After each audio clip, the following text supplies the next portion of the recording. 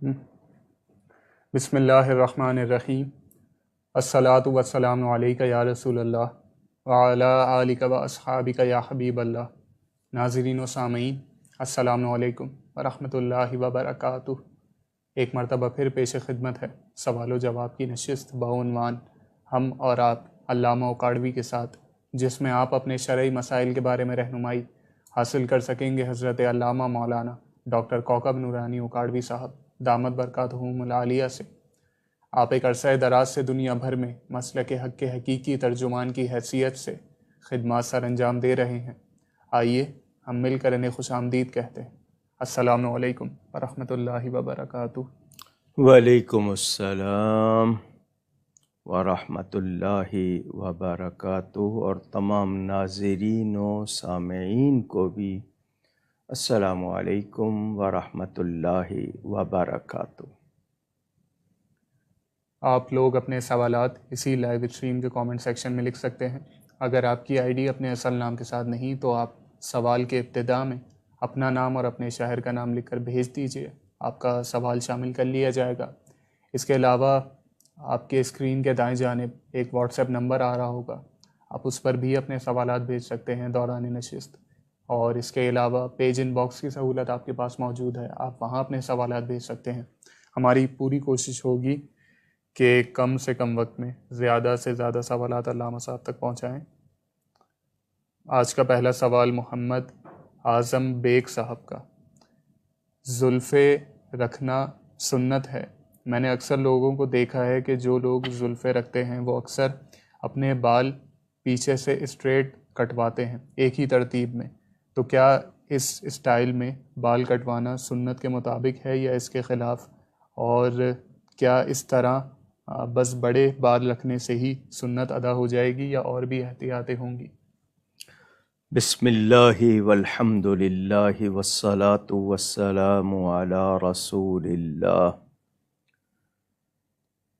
میرے پیارے نبی پاک صلی اللہ علیہ وآلہ وسلم کے بارے میں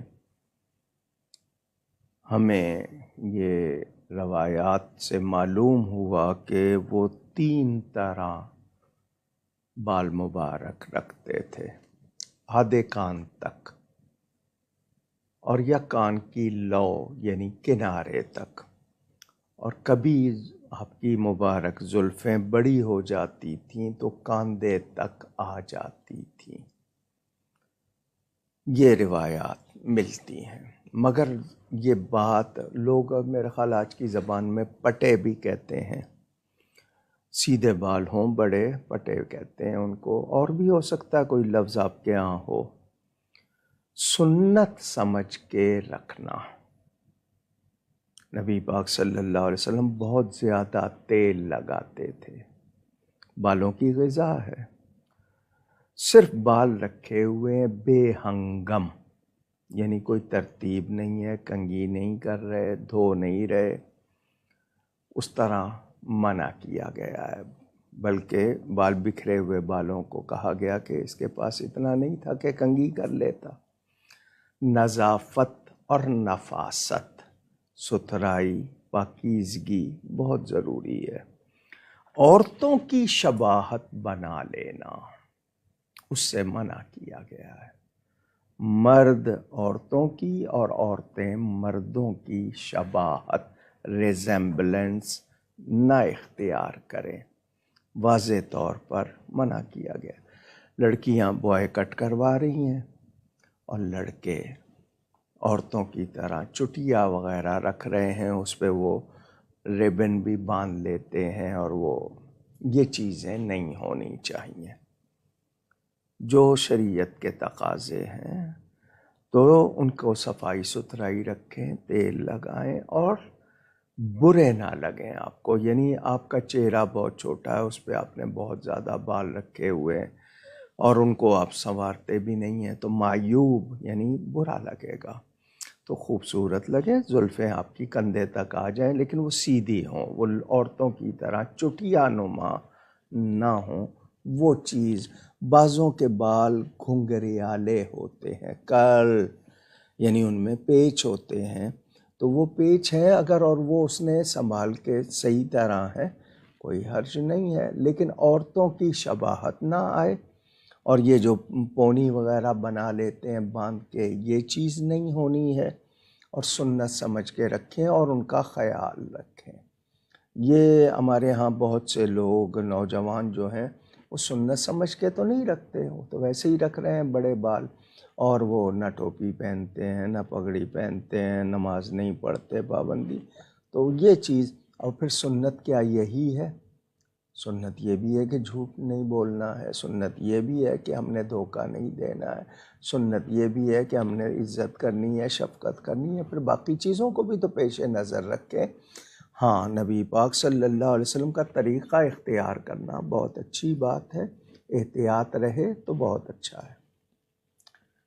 راحیل امین صاحب کا سوال کہ اگر کوئی بد مذہب اپنے ماہانہ مجلے میں وظائف بتائے عام اجازت کے ساتھ، تو کیا اس پر عمل کیا جا سکتا ہے، اور اسے پڑھنے کا کیا شرعی حکم ہوگا جبکہ اس کا یہ دعویٰ ہو کہ یہ قرآن اور حدیث سے ثابت ہے؟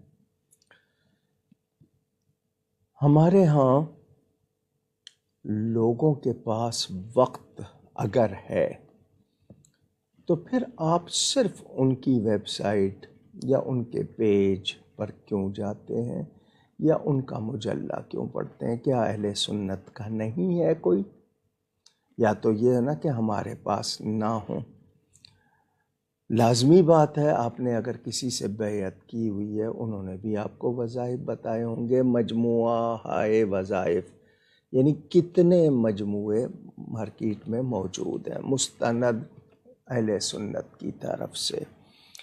قرآن کریم پڑھنے کے لیے اجازت نہیں چاہیے، حدیث شریف پڑھنے کے لیے اس طرح اجازت نہیں چاہیے کہ میں اس کو وظیفے کے طور پہ پڑھوں یا نہیں۔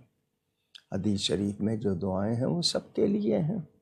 ہاں، اجازت لینے میں برکت ہوتی ہے، آپ کی طبیعت کی مناسبت، دیگر وظائف کے لیے معمولات ہیں بزرگوں کے، تو آپ کو کوشش کرنی ہے کہ اگر کوئی وظیفہ ملا ہے تو آپ اپنے شیخ، اپنے مرشد، شیخ کے معنی استاد کے بھی ہیں، آپ کے بزرگ کے بھی ہیں، آپ کے مرشد جو آپ کو راہ دکھاتے ہیں، ان سے پوچھ کر اس کی کنفرمیشن کر لیں، اجازت لے لیں، تو یہ بہتر طریقہ ہوگا۔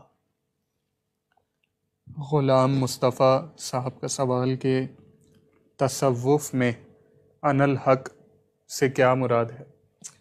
یہ ایسا سوال نہیں ہے کہ جس کے آپ مکلف ہوں، آپ سے نہیں پوچھا جائے گا۔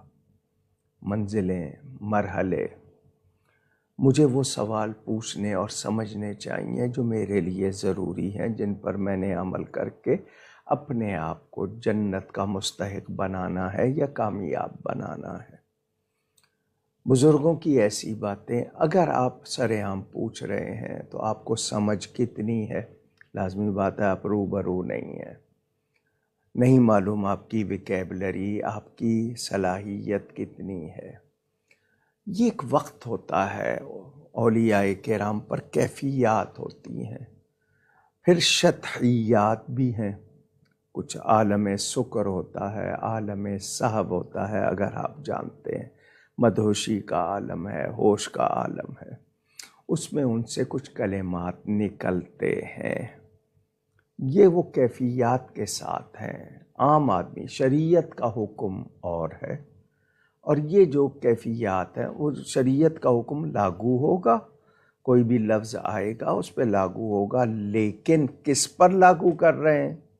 اب ایک شخص ہے وہ مخبوط الحواس ہے، یعنی اس کے سینسز صحیح کام نہیں کر رہے، آپ دیکھ رہے ہیں آپ کی زبان میں سیدھا سیدھا پاگل کہہ دیتے ہیں، اب وہ کچھ کہہ رہا ہے تو اس پر کیا آپ فتویٰ لگائیں گے؟ کیونکہ وہ نہ ہوش میں ہے نہ حواس میں ہے۔ تو یہ اولیاء کرام کے خاص مقامات، ان کی خاص کیفیات ہوتی ہیں، اس پر آپ نہ سوال ہوگا آپ سے، انہوں نے کہا ہے اس کی تعویل ہو سکتی ہے، نہیں ہو سکتی ہے، یہ ان کا مقام تھا۔ سیدنا غوث پاک کا فرمان کہ اگر وہ میرے وقت میں ہوتے تو میں ان کو منزل طے کرا دیتا، ان کو بتا دیتا۔ تو کیا مطلب، بعض ہوتے ہیں نا کہ تھوڑا سا آپ کے ہاں، میں سمجھنے کے لیے بات کروں، کچھ ہوتا ہے ان کو تھوڑی سی سے بھی نشہ ہو جاتا ہے، چھلک جاتے ہیں، کچھ سمندر پی جاتے ہیں ان کو کچھ نہیں ہوتا، ڈکار بھی نہیں لیتے، تو کیفیات ہوتی ہیں۔ تو اولیاء کے ان مراحل اور کیفیات کے بارے میں آپ بہت زیادہ وہ نہ کریں۔ ہاں، آپ کو شریعت کے مطابق جو باتیں ہیں، ہاں یہ جاننا چاہتے ہیں طریقت کی کسی شیخ کی محفل میں بیٹھیں، درس تصوف میں بیٹھیں، آپ کو سمجھ آ جائے گا۔ آصف انصاری صاحب کا سوال کہ کیا مرحومین کی ارواح ہر شب جمعہ گھر آتی ہیں؟ مرحوم کا لفظ ہمارے ہاں پتہ نہیں کیوں مردوں کے لیے کہنے کا رواج ہو گیا ہے، عرف ہو گیا ہے ایک طرح سے۔ مرحوم کہتے ہیں تو مراد اس سے لیتے ہیں کہ جس کی وفات ہو چکی۔ بہرحال جو ارواح مومنین ہیں، ایمان والوں کی روحیں، ان کے بارے میں ہے کہ جمعرات کو عصر کے بعد سورج غروب ہونے سے پہلے وہ دروازے پر آتی ہیں کہ انہیں کوئی تحفہ ملے۔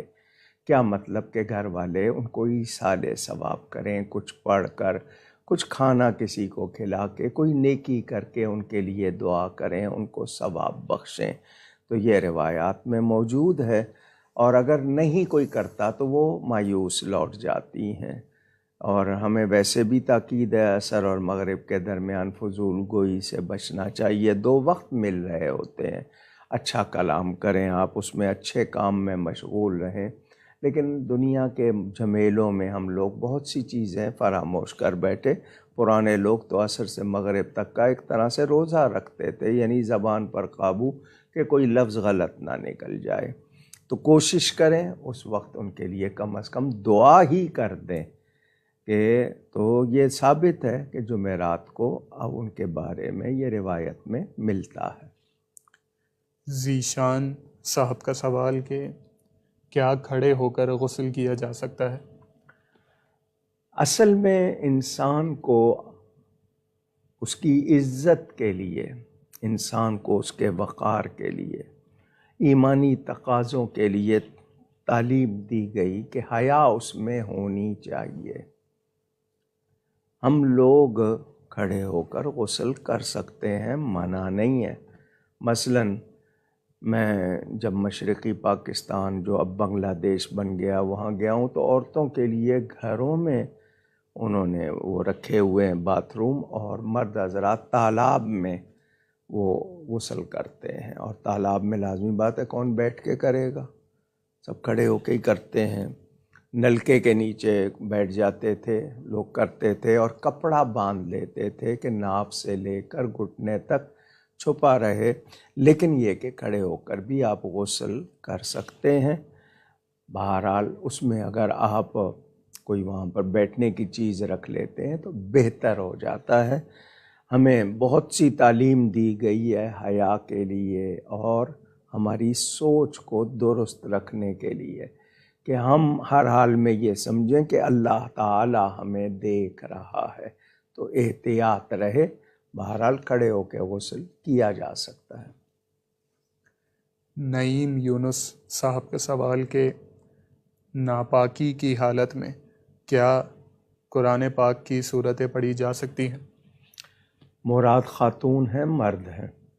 سوال مرد کا ہے۔ مرد کا سوال ہے تو آپ پر غسل واجب ہے، تو آپ اس حالت میں کوئی ایک آیت کے الفاظ اگر کوئی آپ کو کچھ بولنے پڑ گئے ہیں تو آپ نے اگر بول لیے ہیں، لیکن یہ کہ قرآن شریف اس حالت میں آپ کو اس طرح نہیں پڑھنا چاہیے۔ آپ زیادہ دیر ناپاکی کی حالت میں نہ رہیں، غسل کریں، لیکن وہ جو احکام ہیں وہ یہی ہیں، اسی میں ہمارے لیے بہتری ہے کہ اگر آپ پر غسل واجب ہے تو آپ اس وقت کوئی سورت وغیرہ نہ پڑھیں۔ ایک آدھی آیت ہے، کوئی آیت پوری یا اس کا کچھ حصہ یا وہ لفظ بولنا پڑتا ہے، وہ اور بات ہے۔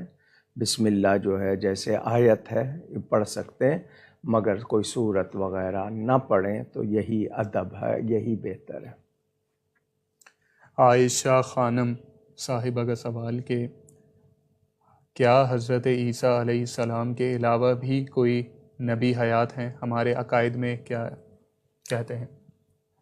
جس طرح کی حیات حضرت عیسیٰ کی بتائی گئی ہے وہ، اور حضرت ادریس علیہ السلام کے بارے میں بتایا جاتا ہے، وہ آسمانوں میں ہے، لیکن وہ دوبارہ زمین پر اس طرح نہیں آئیں گے، لیکن حضرت عیسیٰ تشریف لائیں گے۔ آپ نے جو سوال کیا، سارے نبی زندہ ہیں، اپنی اپنی قبروں میں بھی زندہ ہیں، لیکن جو نبی آسمانوں پہ اٹھا لیے گئے، وہ ان میں سے صرف حضرت عیسیٰ وہ ہیں جو واپس قیامت سے پہلے زمین پر تشریف لائیں گے۔ اب آپ نے اس حیات کا پوچھا نا، تو برزخی نہیں ہے، یہ نبی پاک کی حقیقی حیات ہے، مگر یہ حیات النبی پورا موضوع ہے۔ تو نبی سارے زندہ ہیں، مگر جو آسمانوں پہ چلے گئے جیسے حضرت ادریس یا ذکر کیا جاتا ہے، وہ زمین پر نہیں آئیں گے۔ حضرت عیسیٰ علیہ السلام کی حیات کا مطلب کہ وہ زمین پر دوبارہ بھی آئیں گے۔ انڈیا سے بنگلور انڈیا سے محمد اکرام شریف صاحب کا سوال کہ کھڑے ہو کر رفع حاجت کرنا، اس کے بارے میں کیا شرعی حکم ہے؟ آج کوئی زیادہ سوال اسی نوعیت کے آ رہے ہیں۔ دیکھیں، یہ جو آپ کے ہاں 1 نمبر 2 نمبر اس طرح بات ہوتی ہے، یعنی پیشاب کرنا، اور پھر نمبر 2 جس کو آپ پاخانہ کہتے ہیں، عربی میں بول و براز، بول پیشاب کے لیے، براز اس کے لیے۔ ذہن میں رہے کہ پیشاب بھی کرنا پڑ جائے کھڑے ہو کر تو ایسی جگہ کہ وہاں خطرہ ہو کہ آپ اگر بیٹھیں گے اور آپ ناپاک ہو جائیں گے، تو مجبوراً، عادتاً نہیں، مجبوراً کسی ایسی جگہ مجبوری ہو گئی، لیکن لازمی بات ہے نمبر 2 کے لیے آپ کو بیٹھنا ہی ہوگا، وہ آپ کھڑے ہو کے نہیں کریں گے۔ تو جو چیز سمجھ آتی ہے، مجبوراً کہیں ہو گیا تو پیشاب کھڑے ہو کے کر لیا، لیکن جو کھڑے ہو کے ویسے پیشاب کرنا صحت کے لیے بھی اچھا نہیں ہے اور اسلامی طور پر بھی اچھا نہیں ہے۔ ان کا اگلا سوال کہ اولیاء اللہ کے دربار پر جانے کے آداب میں سے ایک ادب یہ بھی بتایا جاتا ہے کہ جب وہاں جایا جائے تو پیروں کی طرف کھڑے ہو کر دعا نہ کی جائے بلکہ ان کے سر کی طرف کھڑے ہو کر دعا کی جائے، کیا یہ بات درست ہے؟ جی، پیروں سے مراد پائنتی سے بہتر ہے کہ دائیں بائیں چہرے کی مواجہ جس کو کہتے ہیں، چہرے کی طرف کھڑے ہو کے پڑھنا، یعنی آپ اگر پاؤں کی طرف بھی ہیں تو یہ نہیں ہے کہ اس میں کوئی حرج ہے یا اس کو جائز نہیں ہے، ایسی بات نہیں ہے، یہ صرف آداب ہے کہ سرانے یا چہرے کی طرف، پاؤں کی طرف سے داخل ہوں اور چہرے کی طرف رہیں تو زیادہ بہتر ہے، لیکن پاؤں کی طرف بھی ہو تو ایسا نہیں ہے کہ اس کو کہہ دیا جائے گا کہ جائز نہیں، ایسی بات نہیں ہے، آداب بتائے گئے۔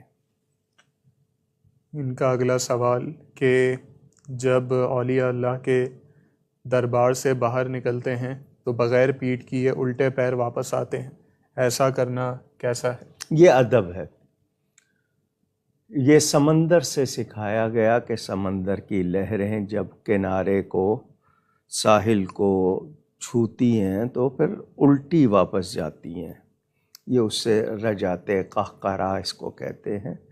تو یہ سکھایا گیا ہے، ادب ہے، محبت ہوتی ہے، ماں باپ کو بھی پیٹ نہیں کرنی چاہیے اور بزرگوں کو، تو یہ ادب ہے۔ یعنی یہ اگر کسی نے کر لی ہے تو جان بوجھ کے کر رہا ہے، پرواہ نہیں کر رہا، تو اس کو یہی کہیں گے کہ یہ ادب والا نہیں ہے، اور اگر ویسے ہو گئی ہے پیٹ وہ اور بات ہے، لیکن ان کو پیٹ نہ کرنا یہ ادب ہے۔ وقاص بخاری صاحب کا سوال کہ عقیقے کا طریقہ ارشاد فرما دیجیے۔ عقیقے کا مطلب بچہ ملا ہے تو اس کا شکرانہ، اللہ نے اولاد دی ہے تو آپ شکرانہ کریں، اور یہ سنت ہے، بچہ اپنے عقیقے میں گروی ہوتا ہے، اگر آپ اس کی طرف سے وہ نہیں پیش کر رہے ہیں ہدیہ تو یعنی حیثیت ہے، کر سکتے ہیں مگر نہیں کر رہے تو پھر وہ کوئی نہ کوئی کمی رہ جاتی ہے، جس کو پھر آپ ساری عمر دوسرے خرچ دواؤں کے اور دوسرے کر کے پورا کرتے ہیں. اگر حیثیت ہے تو ضرور کرنا چاہیے، سنت بھی ہے. اب اس کے لیے کہ 7ویں دن بچے کے سر کے بال مونڈے جائیں اور اس کے وزن کے برابر چاندی یا اتنی رقم صدقہ کر دی جائے، اور جہاں بال اتارے ہیں وہاں زعفران پانی میں ملا کے مل دیا جائے، اور اسی دن عقیقہ کر دیا جائے. عقیقے کا گوشت ماں باپ بھی کھا سکتے ہیں، رشتہ دار بھی کھا سکتے ہیں. اس کے اسی طرح 3 حصے کر لیں، ایک گھر کے لیے رکھ لیں، ایک رشتہ داروں کو دے دیں، دوستوں کو، اور ایک مستحق لوگوں کو دے دیں. مگر ہمارے ہاں یہ عقیقے کو بھی لوگوں نے ایک طرح سے کہ اہتمام اتنا کر لیا، جن کے پاس پیسہ ہے وہ کر لیتے ہیں، پھر دوسروں کے لیے مسئلے ہو جاتے ہیں. تو اب اور صدقہ خیرات یا اور تحفے تحائف کا رکھ لیں، مگر ان چیزوں کو اسی طرح رکھیں جیسے سنت ہے. تو بہتر ہے بہرحال 7ویں دن، 14ویں دن، 21 دن کے بعد پھر وہ مرحلہ ختم. آپ اس کے بعد اگر کرتے ہیں تو وہ ایک طرح سے اس کی طرف سے صدقہ، لیکن اس مدت میں کر لینے سے وہ بہت سی بلاؤں سے بچ جاتا ہے. ارمان اشرفی صاحب کا سوال انڈیا سے کہ کیا چلتی ہوئی ٹرین یا بس میں نماز پڑھی جا سکتی ہے؟ یہ مسئلہ اختلافی ہے کہ ایک چیز حرکت کر رہی ہے، حرکت کرتی ہوئی چیز، حالانکہ اس کا مستقر زمین ہی ہے، یعنی جس پہ وہ ٹھہری ہوئی ہے وہ زمین ہی ہے، مگر حرکت میں ہے. تو کچھ علماء یہ کہتے ہیں اگر وقت نکل رہا ہے، یعنی اسٹیشن نہیں آئے گا اور اب وقت نکل جائے گا نماز کا، تو آپ اس حالت میں کھڑے ہو کر شروع کر کے بیٹھ کے بھی پڑھ لیں. یعنی ابتدا کھڑے ہو کے کریں، بعد میں اگر نہیں کھڑے رہا جا سکتا، دشوار ہوگا تو بیٹھ جائیں باقی رکعتوں میں، تو پڑھ لیں، بعد میں دوہرا لیں. بہتر یہی ہے کہ چلتی ٹرین پر نماز نہ پڑھی جائے. ٹرین ٹھہری ہوئی ہے تو مسئلہ حل ہو گیا، لیکن صرف وہ ہل رہی ہے اور آپ کے لیے اس میں کچھ بیلنس رکھنا، توازن رکھنا بھی مسئلہ ہے. تو کچھ علماء اجازت دیتے ہیں اور کچھ نہیں دیتے. بہتر یہی ہے وقت نکل رہا ہو تو پڑھ لیں، بعد میں جب اسٹیشن آ جائے یا آپ کو جگہ مل جائے ٹھہری ہوئی تو وہاں دوہرا لیں. اگر گھر میں فرض نماز ادا کر رہے ہوں تو کیا اقامت پڑھنا ضروری ہوگی؟ جی، آپ اگر کہتے ہیں ثواب کے لیے کہہ لیں، لیکن ضروری نہیں ہے. ہاں جماعت کرا رہے ہیں تو پھر آپ کہیں گے. ان کا اگلا سوال کہ اگر گھر میں گارڈن ہو اپنا اور رات میں ضرورت پڑنے پر سبزی یا پھل توڑنا ہو تو کیا رات کے وقت توڑا جا سکتا ہے؟ اصل میں کچھ لوگوں کے تجربے، بعض چیزیں دیکھیں، توہم کی تو گنجائش نہیں، وہم تو کرنا نہیں ہے، لیکن کچھ تجربات ہوتے ہیں لوگوں کے تو وہ احتیاط کی جاتی ہے. عقیدہ نہیں بنایا جاتا، اس کو کوئی یقین نہیں بنایا جاتا، بلکہ تجربہ ہوتا ہے کہ جی رات کے وقت جنات ہوتے ہیں درختوں پہ، یا یہ ہو جاتا ہے یا وہ ہو جاتا ہے. اب مثال کے طور پر ہم دیکھتے ہیں کہ جی کسی وی آئی پی نے آنا ہے تو رات کے وقت پورا عملہ لگا ہوا ہے، درختوں کی کاٹ چھانٹ کر رہے ہیں، وہ بھی منظر دیکھے ہوئے ہیں. تو ضرورت ہو اگر کوئی چیز نکالنی پڑ جائے تو کوئی حرج نہیں ہے، مگر تجربہ ہوتا ہے کہ کوئی ڈر جائے، خوف بیٹھ جائے کوئی ایسی چیز تو پھر احتیاط کر لے، لیکن یہ نہیں کرے کہ ایسا ہوگا یا ایسا منع ہے، ایسی بات نہیں ہے. جتنے بھی کھیتوں میں کام کرنے والے ہیں وہ راتوں میں بھی کام ہوتا ہے، وہاں پہ ان کو لگے ہوتے ہیں، بلکہ الصبح وہ فجر سے پہلے ہی کھیتوں میں چلے جاتے ہیں. تو جس کو کوئی ایسا دماغ میں شبہ بیٹھا ہوا ہے تو وہ یہ اس کو یقین نہ بنائے. مطلب یہ کہ تجربات ہیں، مثلا کہتے ہیں جی یہ دوسرے کی کنگھی استعمال نہ کرو، اس سے اختلاف ہو جاتا ہے، قینچی نہ چلاؤ، تو وہ سمجھ میں بھی آتی ہیں باتیں، قینچی چلانے سے خواہ آواز ہوتی ہے، دوسرا اریٹیٹ ہو سکتا ہے. تو یہ تجربات ہیں. تو تجربات کی بنیاد پر دوسرے کا تولیہ استعمال نہیں کر رہے یا کنگھی استعمال، یہ تجربات ہیں، احتیاط کر لینے میں کوئی حرج نہیں، مگر اس کو یقین یا عقیدہ نہ بنایا جائے۔ سوازی لینڈ سے ابراہیم رضا منصور صاحب کا سوال کہ کیا بٹ کوائن میں انویسٹ کرنا حلال ہے، اور اگر حلال نہیں مگر کسی شخص نے انویسٹ کر دیا ہے تو اب اس رقم کا کیا کیا جائے گا؟ یہ ہم پہلے بھی اس کے کئی مرتبہ جواب دے چکے ہیں۔ اگر آپ کی حکومت کسی کرنسی کو، وہ کسی فارم میں ہو، پیپر کرنسی ہو، کوائن کرنسی ہو، ڈیجیٹل کرنسی ہو، آپ کی حکومت نے لیگلائز کیا ہے اور شیورٹی دی ہے، اجازت دی ہے، اور اس کی تفصیلات یا جو بھی ہے وہ واضح ہے اور اس کا وہاں رواج ہے اور لیگلائز ہے، تو آپ اس کو کر لیں گے۔ اور اگر لیگلائز نہیں ہے اور گورنمنٹ نے کوئی شیورٹی بھی نہیں دی ہے تو پھر ہم نہیں اجازت دیں گے۔ اور اس کے بارے میں علماء کا یہی کہنا ہے کہ اس سے بچا جائے، کیونکہ اس میں فراڈ زیادہ ہے، یعنی دھوکے کی گنجائش زیادہ ہے، تو اس سے بچنا چاہیے۔ اب کسی نے لگا دیا تو وہ اپنی رقم نکلوا لے، اگر اس کو لگ رہا ہے کہ ابھی لاس ہے میں تھوڑے دن بعد نکال لوں، ریٹ زیادہ ہوتا ہے، تو وہ اس کی مرضی ہے، لیکن یہ کہ جو رقم لگا دی ہے وہ نکال لے، تو اس کو لا علمی میں لگائی اس نے تو وہ نکال لے، لیکن ہم منع ہی کریں گے۔ واہ کینٹ سے سید شہباز بخاری صاحب کا سوال کہ شادی بیاہ کے موقع پر ہونے والی خرافات کو روکنے کے لیے اپنے اہل و عیال کو کس طرح قائل کیا جائے جبکہ وہ ان خرافات کو لازمی سمجھنا شروع کر دیں؟ یہ ہمارا معاشرتی اہم مسئلہ ہے کہ ہم نے شادیوں کو مہنگا بنا دیا ہے، اپنے لیے بھی اور دوسروں کے لیے بھی ہم تکلیف کا سامان کرتے ہیں، خاص طور پر خواتین کے لیے۔ ایک تو وقت کا ضیاع، آنا ہے جی روز، دوسرا پیسے کا ضیاع، روز نیا لباس پہننا ہوگا، اس کے لیے خرچہ کرنا ہوگا، تیسرا آپ کو اس میں جو کچھ خلاف شریعت مکس ہو رہے ہیں لڑکے لڑکیاں، اور جو کچھ حرکتیں ہو رہی ہیں مہندی کے نام پہ، ڈانڈیا کے نام پہ، رقص کے نام پہ، یہ سب ہمیں ختم کرنی ہوں گی۔ اب بارش کا پہلا قطرہ بنے، آپ کے خاندان میں مثال پڑ جائے گی۔ اور میں اپنے ناظرین و سامعین سے پوچھوں گا، کورونا میں کیا کرتے تھے آپ؟ 2.5-3 سال کورونا میں پابندی رہی، اب 10 آدمیوں میں بھی شادی کر رہے تھے، 50 آدمیوں میں بھی ولیمہ ہو رہا تھا، اس وقت آپ نے کیوں قبول کر لیا؟ یعنی کوئی وبا آ گئی تو قبول کر لی، اللہ رسول کا حکم ہے تو قبول نہیں کرنا، یہی بات ہوئی نا۔ بلکہ لوگوں کو کتنی آسانی تھی، کتنے کم خرچ میں آسانی سے ہوا کام۔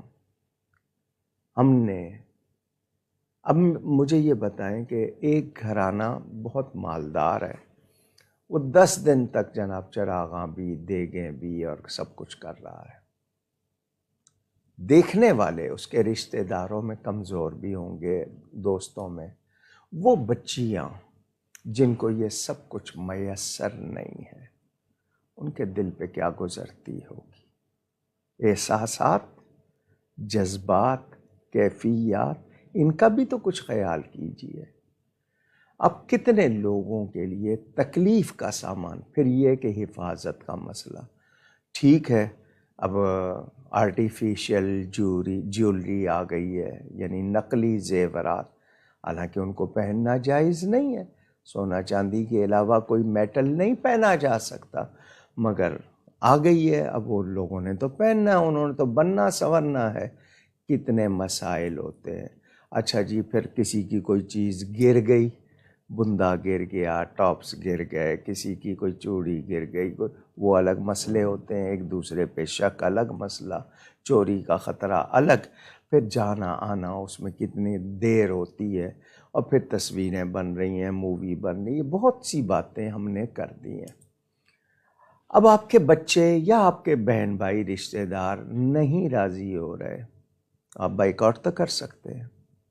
اگر آپ ہی نے انویسٹ کرنا ہے، آپ کہہ دیں میں اس چیزوں کے لیے پیسے نہیں دے رہا، آپ اللہ سے ڈریں، اسٹینڈ لیں آپ کہ نہیں، ان چیزوں کے لیے نہ میں پیسے دوں گا، نہ میں شامل ہوں گا۔ وہ بھلے سے آپ سے ناراض ہوتے ہیں، ہوتے رہیں، کیونکہ شریعت و سنت کی بات پر کوئی ناراض ہوتا ہے تو اس کی ناراضی کی پرواہ نہیں کی جائے گی، ایون ماں باپ کیوں نہ ہوں۔ یعنی ماں باپ شریعت و سنت کے خلاف کوئی حکم دیں گے، نہیں مانا جا سکتا۔ شریعت کا حکم ہے لا طاعۃ لمخلوق فی معصیت الخالق، اللہ کی نافرمانی میں کسی کا حکم نہیں مانا جائے گا، وہ پیر صاحب ہوں، وہ ماں باپ ہوں، وہ کوئی ہوں۔ تو یاد رہے کہ آپ کو اس پہ ایک یعنی ذمہ داری کا مظاہرہ کرنا ہے کہ میں نہ تو پیسے دوں گا، نہ شریک ہوں گا۔ خود بخود رکیں گے، پھر ان کو آپ پیار سے سمجھا سکتے ہیں کہ دیکھو یہی پیسے بچوں کو آباد کرنے میں، ان کی آگے مستقبل کے بہتری کے لیے آپ ان کو دے سکتے ہیں تاکہ وہ کوئی کاروبار کر لیں، کوئی جگہ اپنے لیے بنا لیں۔ آپ دکھاوے پہ لگا دیتے ہیں۔ بلکہ میں آپ کو بتاؤں، آج ہی مسجد میں ایک صاحب آئے، ان کے پاس پیسے نہیں ہیں، اتفاق ہے، لیکن وہ ولیمہ بھی کرنا چاہتے ہیں، وہ ساری تقریبات بھی، اور اس میں کھانے بھی پکانا چاہتے ہیں۔ قرض لے رہے ہیں، ہمت نہیں ہے، مگر کرنا ہے۔ کیوں کرنا ہے؟ جی لوگوں کو دکھانے کے لیے کرنا ضروری ہے۔ تو آپ جب اس طرح کی چیزیں کریں گے، مجھے بتائیں پھر کیا ہوگا؟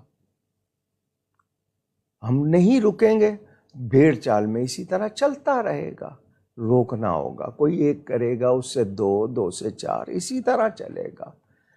اب ڈینگی بخار آ گیا ہے تو آستین، فل آستین یعنی پورے بازو والے کپڑے پہنیں گے، نہیں ہے تو سلیو لیس ہو جائیں گے۔ یعنی مچھر سے ڈر گئے، اللہ کے عذاب سے نہیں ڈرے۔ ہمیں سب کو غور کرنا ہوگا، بچوں کو، رشتہ داروں کو سمجھائیں کہ ایک تو ہم گناہ گار ہوں گے، پیسے کے اسراف کا بھی مسئلہ آئے گا، یا ناجائز خرچ کا مسئلہ آئے گا، کتنا وقت برباد ہوگا، کون اس وقت نماز روزے کا یا دوسری چیزوں کا کون خیال رکھتا ہے۔ ان ساری باتوں کو بھی دیکھیں۔ اللہ نے چاہا آپ پیار سے بھی سمجھائیں گے اور ذمہ داری کا مظاہرہ کریں گے تو کامیابی ہوگی، لیکن آپ بھی اس میں خاموش ہو جائیں گے تو پھر آپ بھی اسی طرح برابر کے شریک اور مجرم بن جائیں گے۔ محمد اکرام شریف صاحب کا سوال کہ جو لوگ عمرہ یا حج پر جاتے ہیں تو وہاں زمزم کے پانی کو لینے کی ایک حد مقرر ہے، لیکن اس سے زیادہ لینے کے لیے کچھ لوگ اپنے سامان میں چھپا کر لاتے ہیں، ایسا کرنے والوں کے بارے میں کیا شرعی حکم ہوگا؟ جی اگر قانوناً کوئی چیز ایسی ہے کہ اس میں ان کو سزا ہو سکتی ہے یا ان کے اوپر جرمانہ لگ سکتا ہے تو بچ لے، لیکن زمزم کی چوری نہیں ہوتی ہے۔ زمزم کوئی اگر ایک بوتل زیادہ لے آیا ہے رکھ کے تو میں اس کو چوری نہیں کہوں گا، اس نے صرف لازمی بات ہے کہ جی تبرک دینا ہے آگے، تو اگر وہ قانوناً منع کر رہے ہیں تو پھر ایسی بات نہ کرے کہ اس کے لیے مزید تکلیف کا سامان ہو۔ لیکن وہ کوئی میرے خیال کچھ ایک دو ایئر لائنز ہیں جس میں یہ ہوتا ہے، ہر جگہ یہ مسئلہ نہیں ہے۔ اور افسوس کہ اب زمزم بک رہا ہے، یعنی وہ بوتل لینی پڑتی ہے، بیچا جا رہا ہے، بہت بری بات ہے۔ آپ کہیں گے جی وہ پیکنگ کر کے دے رہے ہیں، اس کا خرچہ لے رہے ہیں، تو دوسرا بھی لیتا تھا، اگر وہ آپ 5 لیٹر دے رہے ہیں وہ 10 لیٹر کی لے لیتا تھا، آپ 5 لیٹر کا ہی کہہ دیں۔ بہرحال یہ ہم نے، اور پھر لوگوں نے اس میں جعلی کاروبار کیا، پکڑا بھی گیا، وہاں جعلی پیکنگ ہو رہی تھی۔ کیا اپنے شہروں میں بھی ہم لوگ اب خرید کے پانی پیتے ہیں، ہمیں صاف پانی فراہم نہیں کیا جاتا، ابالنا پڑتا ہے، یا پھر منرل واٹر کے نام پہ بھی کاروبار ہو رہا ہے، اور وہ منرل ہوتا ہے نہیں ہوتا ہے، کیا کیا کچھ اس میں کیمیکلز ڈالے جاتے ہیں، کلورین ہے یا کیا ہے نہیں معلوم۔ تاہم وہ اس طرح چوری نہیں ہوگی، لیکن یہ کہ اگر سخت ہے قانون تو اس میں اپنی عزت کے لیے بھی، اپنے ملک کے لیے بھی اس میں احتیاط کرے۔ ان کا اسی میں ضمن ایک سوال کہ زمزم کہ پانی میں عام پانی ملا کر کسی اور کو دینا کیسا ہے؟ بڑھانے کے لیے آپ ملا سکتے ہیں، وہی برکت رہے گی اس میں، لیکن پانی جو دوسرا ملا ہے وہ صاف ہو، ملا سکتے ہیں۔ بلکہ آپ اپنے پاس بھی لائیں اور آپ چاہ رہے ہیں کہ نہیں جی میرا جب تک دوبارہ جاؤں چلتا رہے، ملاتے رہیں، اس میں وہ اس کی برکت ہوتی رہے گی۔ کیونکہ حضور صلی اللہ علیہ وسلم کے پاس آئے تھے کچھ دوسرے علاقوں کے لوگ، تو انہوں نے چاہا تھا کہ پانی لے جائیں اور وہاں پر ڈالیں، تو ان کا گرمی ہے سوکھ جائے گا، فرمایا ملاتے رہنا اس میں، اور وہ اسی طرح بڑھتا رہے گا برکت۔ تو چونکہ ثبوت موجود ہے تو اس میں زمزم کی برکت رہے گی۔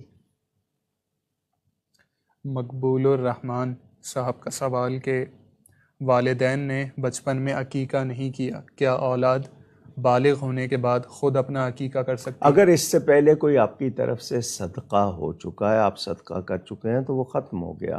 لیکن آپ کرنا چاہتے ہیں، میں منع نہیں کروں گا، آپ لوگوں کو کھانا کھلا رہے ہیں، لیکن یہ نہیں لازمی نہیں سمجھے، اگر آپ کی طرف سے اس سے پہلے جب کہ آپ بڑے ہو گئے کوئی صدقہ ہو چکا ہے تو وہ ادا ہو گیا۔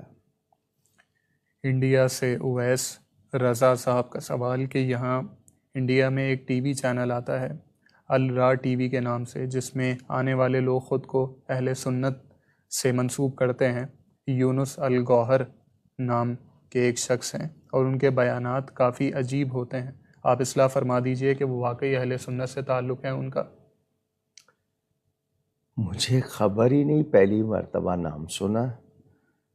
ٹی وی میں صرف خبروں کی حد تک مجھے کبھی دیکھ لوں، اس سے زیادہ موقع نہیں ملتا۔ اپنے پروگرام نہیں دیکھ پاتا میں نے، اب 6,000 پتہ نہیں کتنے پروگرام میرے ٹی وی میں جب سے آ رہا ہوں، 6-7 ہزار ہو چکے ہیں اب تک، شاید اس میں سے 2-4 دیکھے ہوں گے۔ مجھے نہیں پتا، آپ وہاں پر انڈیا میں یا تو کوئی سنی علماء نہ ہوں، بریلی شریف ہے، بدایوں شریف ہے، کہ چوچا شریف ہے، وہاں پر علماء بھی بیٹھے ہوئے ہیں، دہلی میں ہیں، تو ان سے رابطہ کریں۔ میں وہاں کے بارے میں جب جانتا نہیں ہوں کیا رائے دے سکتا ہوں، نمبر 1۔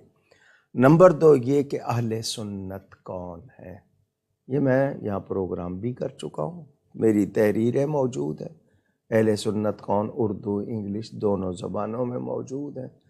تو بہت سے لوگ اپنے آپ کو اہل سنت کہنے لگ گئے ہیں، مگر وہ اہل سنت نہیں ہیں۔ کہلانا اور بات ہے، ہونا اور بات ہے۔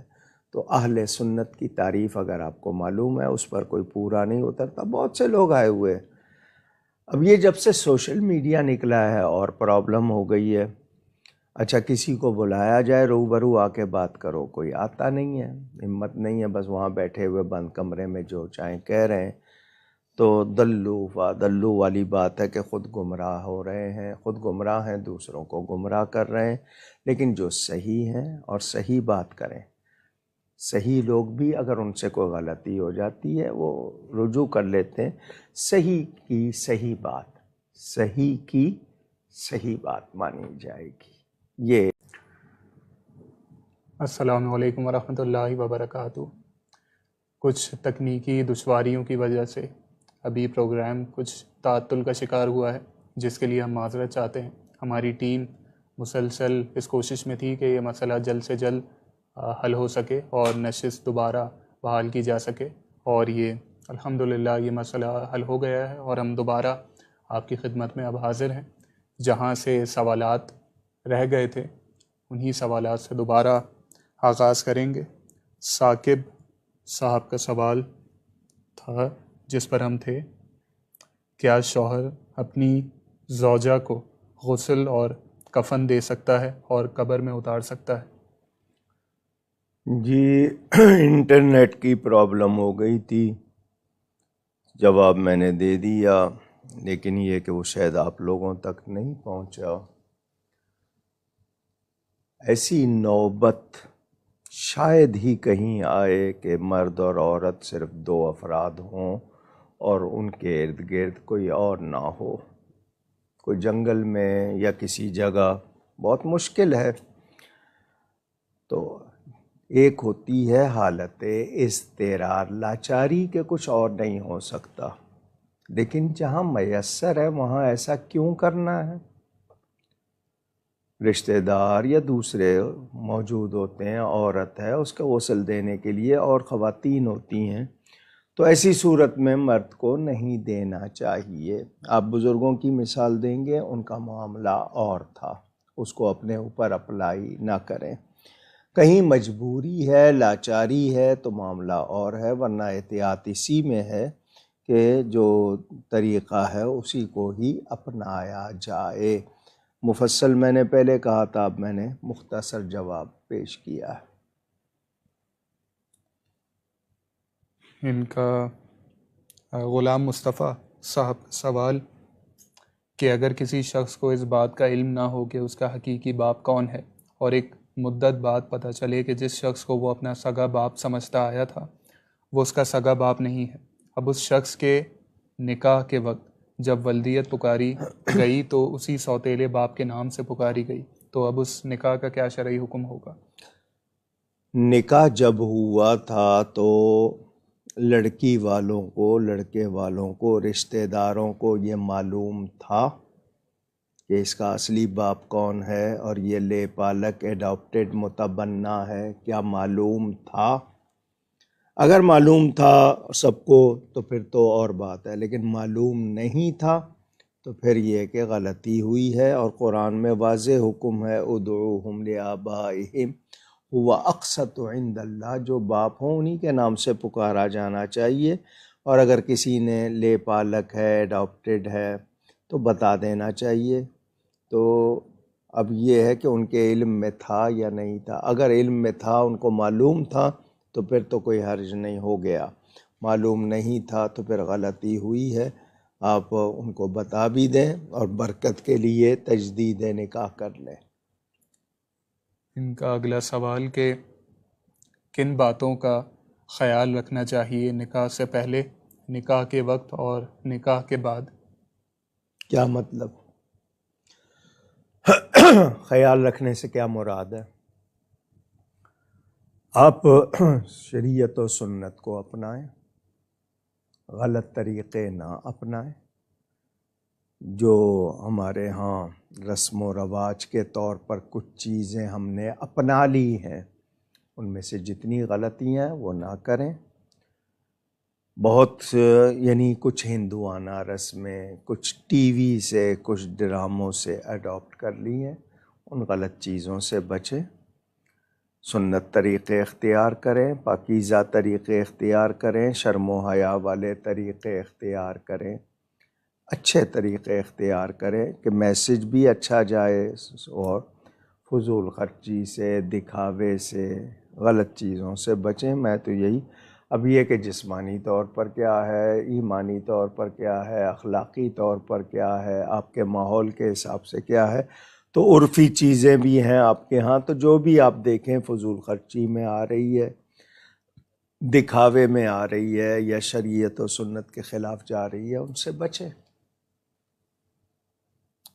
اگلا سوال شہزاد علی صاحب کا، سیدہ فاطمہ تو زہرا سلام اللہ تعالی علیہا کے بارے میں کچھ روایات ہم نے سنی کہ جن میں یہ تھا کہ ان کی مبارک روح اللہ تبارک و تعالی نے خود قبض فرمائی تھی، کیا یہ روایت مستند ہے؟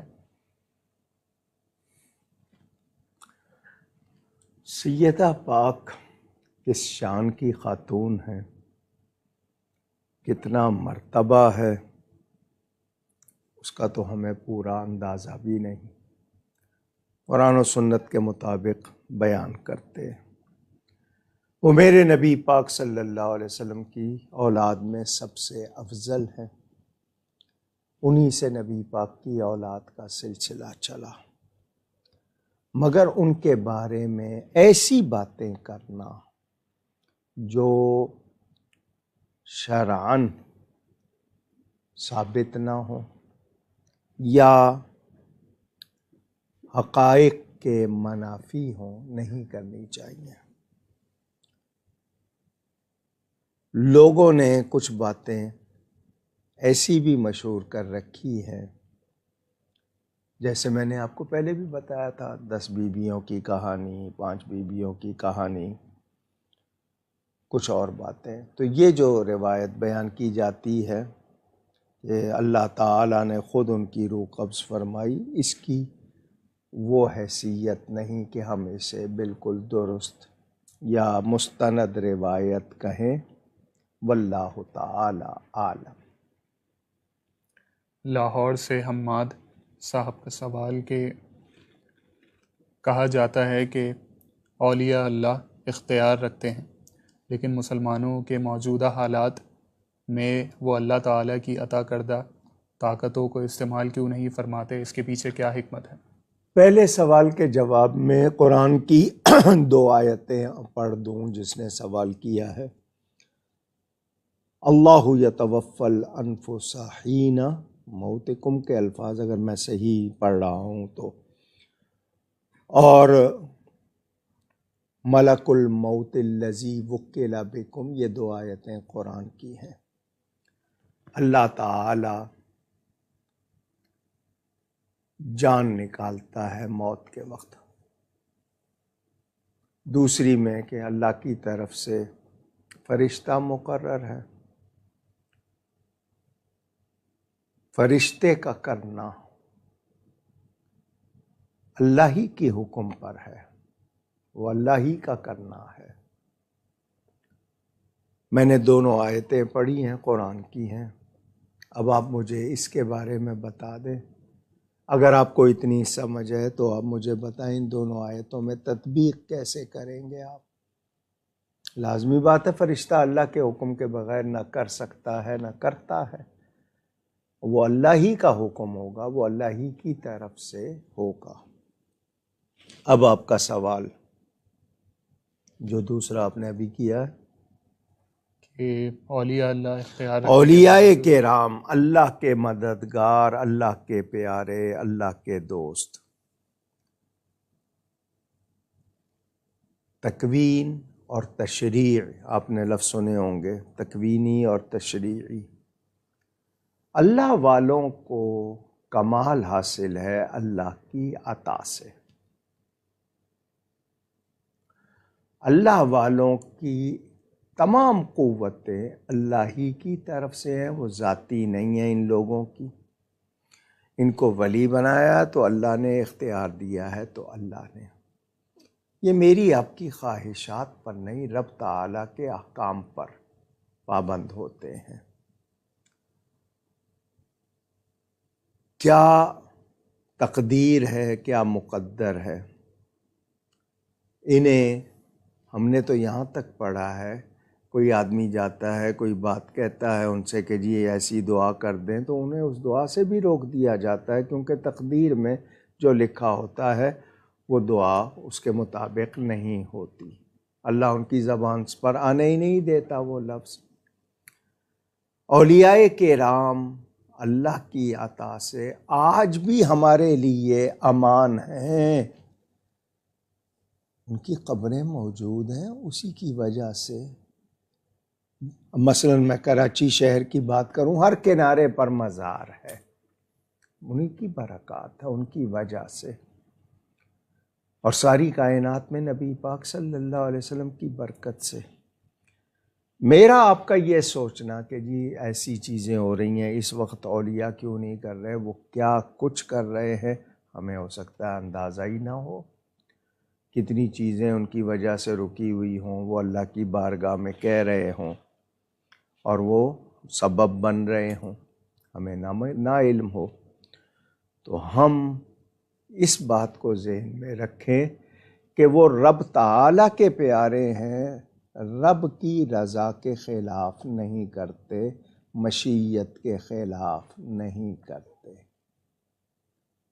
میری آپ کی خواہشات، سوچ کیا ہے وہ، یا میرا علم کتنا ہے، یہ میرا معاملہ ہے، مگر وہ کتنا کچھ کر رہے ہیں اس کے بارے میں ایک نہیں سینکڑوں کتابیں ان کے قبروں سے بھی ان کا فیض جاری ہے. اور میں نے آپ کو بتایا تھا گنگوئی صاحب نے لکھا ہے کہ اولیاء کی کرامات، ان کے تصرفات ان کی وفات کے بعد اپنے حال پر باقی رہتے ہیں، بلکہ ان میں ترقی ہو جاتی ہے. متعدد واقعات ہیں اور ہو رہے ہیں. شاید آپ کو جس طرح آپ سوچتے ہوں کہ یوں ہو جائے ضروری نہیں ہے، لیکن ان کے تصرفات، کرامات، فیوضات جاری ہے۔